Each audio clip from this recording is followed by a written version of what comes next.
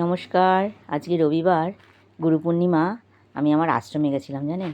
আমাদের আশ্রম হালি শহরে। আর আমি কোন ঠাকুরের দীক্ষিত জানেন তো? স্বামী নিগমানন্দের। এই ঠাকুরের দীক্ষিত অনেক বছর ধরে আমি 2018 সালে দীক্ষা নিয়েছি, কিন্তু কোনোদিন আমার আশ্রমের কোনো অনুষ্ঠানে যাওয়া হয়নি। তাই আজকে সমাধিটা দেখতে গেছিলাম গুরুদেবের। এত সুন্দর সমাধি, কিন্তু ওখানে ভিডিও করতে দেয়নি, তাই আপনাদের আমি ওখানকার ভিডিও কিছু দেখাতে পাচ্ছি না। সমাধির এখানে কি লাইন দেখেছেন? কি রোদ! বাপরে বাপ! আজকে কিন্তু প্রচুর রোদ উঠেছিল। তারপরে সমাধি দর্শন করে এসে ঠাকুরের এখানে চলে এলাম। পেছনেই ঠাকুর মন্দির ছিল, ওখানে একটু পুজো দিলাম। আর কত বড় একটা যজ্ঞ হচ্ছে ওখানে। ওখান থেকে ধূপকাঠি দেখিয়ে আমি আর এই দিদির মেয়ে গেছিলাম এই আশ্রমে। আমরা চলে গেলাম আবার আশ্রমের একটু ভেতরের দিকে, যেখানে আরও যেসব কীর্তনগুলো হচ্ছে, আরও ঠাকুর আছে। এই দিদি আমার বাড়ির পাশেই থাকে জানেন। কোনো দিন ওই দিদির সাথে আমার কথা হতো না। একদিন হঠাৎ কথা, তারপরেই জানতে পারি এই দিদি যেই ঠাকুরের দীক্ষিত সেই ঠাকুরের দীক্ষিত আমিও। গুরুদেবী হয়তো মিলিয়ে দেন। তাই উনি বলল যে, যাবে নাকি বোন, আমার আজকে আমাদের উৎসব আছে আজকে আশ্রমে। আমি বললাম চলো তাহলে ঘুরেই আসি। আমি তো কোনো দিনও আশ্রম যাইনি। এই অকেশনে আমার আশ্রমটাও ঘোরা হবে, আর অনুষ্ঠানগুলো সব দেখা হবে। সত্যি আশ্রম আর মন্দির জিনিসটা দুটোই আলাদা। এত শান্তি এই জায়গাটায় গেলে হয়। আর সব ঠাকুরগুলোকে দেখে এত ভালো লাগছে। আমি সেই আশ্রমে গেছিলাম যখন দীক্ষা নিয়েছি তখন। তারপরে কোনো অনুষ্ঠানে আমি আশ্রমে যেতে পারিনি, কারণ আমার যাওয়া হয় না। আর গুরুদেব হয়তো নেন না, তাই যাই না। এবার গুরুদেব হয়তো নিয়েছেন, তাই গেলাম। সত্যি খুব ভালো লাগলো আশ্রমে। আশ্রমে সব কিছু ঠাকুর ঠাকুর দেখে সারাটা দিন এত সুন্দর কাটলো। মনে হচ্ছে যে এবার প্রত্যেকটা অকেশনেই আশ্রমে আসবো। আর এবার প্রত্যেকটা অকেশনে আশ্রমে যাব। আর যেগুলো আজকে ভিডিওতে আপনাদের দেখাতে পারলাম না, সেগুলো পরের বার দেখাবো। কারণ অনেক জায়গায় ভিডিও ওরা করতে দিচ্ছে না, ফোন অ্যালাউ করছে না।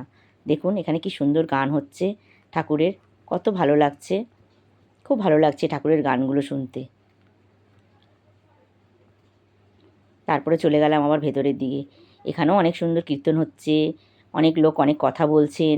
এত সুন্দর জায়গা, এত ঠাকুরের ফটো, এত লোকের ভিড়, কিন্তু একটা আলাদা শান্তি। এত লোকের ভিড়ের মধ্যেও কিন্তু একদম হইচই ছিল না, সবাই চুপচাপ।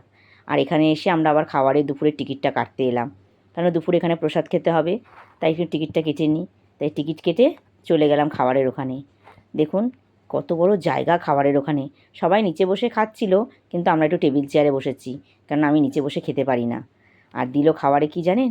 ভাত, ডাল, লেবু আর সব মিশানো একটা তরকারি, আর আলু পটলের তরকারি, চাটনি, পায়েস। বাড়িতে কিন্তু এগুলো খুব একটা আমি ভালো খাই না, কেউই হয়তো ভালো খায় না। কিন্তু ওখানে গিয়ে প্রসাদ হিসাবে খুব সুন্দর করে খেয়েছি। খুব সুন্দর হয়েছিল রান্নাগুলো, খুব ভালো লাগছিল জানেন। আর দেখুন, যে খাওয়া দাওয়া করে একটু ভিতরে গিয়ে বসলাম, ওখানে তার ভিডিও করতে দিচ্ছিল না, তাই ক্যামেরা অ্যালাউ করছিল না বলে আমি দেখাতে পারিনি।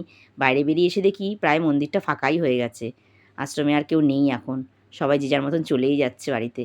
আর এইগুলো হচ্ছে না, আশ্রমে মহারাজরা থাকেন। আর এই ওপরে এসে যারা আগের থেকে আসে তারা থাকে। খুব সুন্দর আশ্রমটা জানেন, খুব সুন্দর। গঙ্গার ধারে এত সুন্দর আশ্রম। আমার ইচ্ছা আবার কোনো অনুষ্ঠানে আসার। দেখি যদি গুরুদেব টানেন নিশ্চয়ই আসবো। তখন এর সাথে আপনাদের সাথে আর বাদবাকি জিনিসগুলো সব দেখাবো। এবার হয়তো সবটা আমি দেখাতে পারলাম না। আর আমি জানি না কোথায় কী অ্যালাউ করে, অনেক জায়গায় ব্যাগ রেখে ফোন রেখে আমাদের যেতে হয়েছে। তাই আমি সবটা কিছু দেখাতে পারিনি। যতটা পেরেছি দেখিয়েছি, এরপরে এবার আপনাদের সাথে সব দেখাবো। তাহলে চলুন আজকে আমি বাড়ি ফিরি, আর ভিডিওটি আজকে এখানেই শেষ করছি। ভিডিওটি ভালো লাগলে চ্যানেলটিকে অবশ্যই সাবস্ক্রাইব করে দেবেন।